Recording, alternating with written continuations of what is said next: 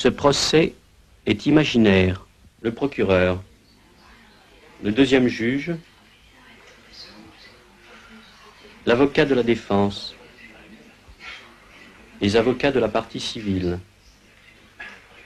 le troisième juge, le journaliste,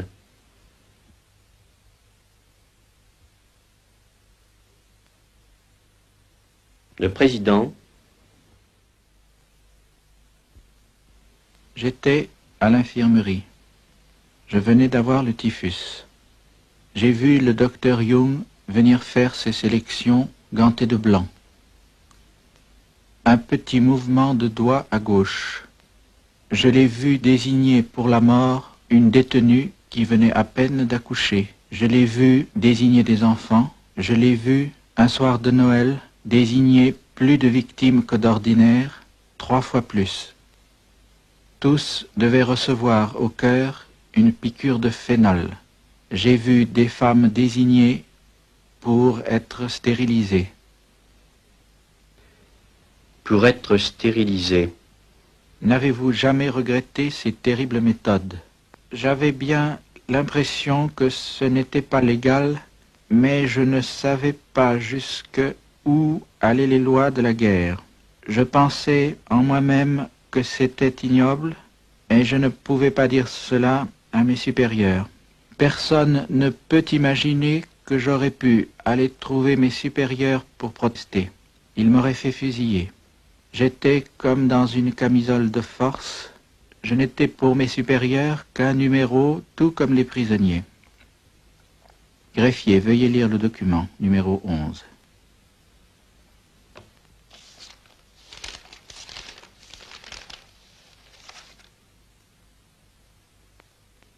La conception selon laquelle un médecin doit s'efforcer, dans tous les cas, de conserver la vie est superficielle.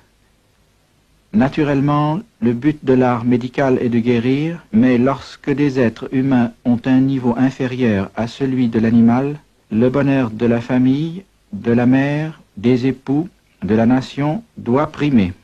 Telle était déjà votre profession de foi écrite lorsque vous avez participé au programme intérieur d'euthanasie juste avant la guerre.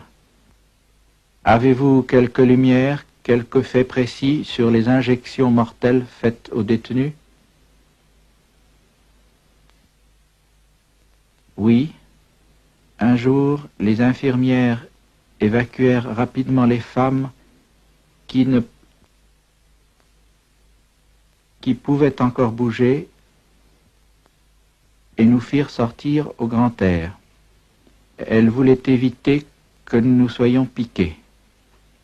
Je me sentais si mal que je cherchai un abri et m'introduisis dans la cave du bâtiment. Là, je vis tout autour du mur des tas de connaissances assises et qui ne bougeaient pas. Assises et qui ne bougeaient pas. Assises et qui ne bougeaient pas?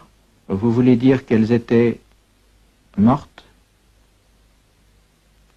Elles étaient mortes.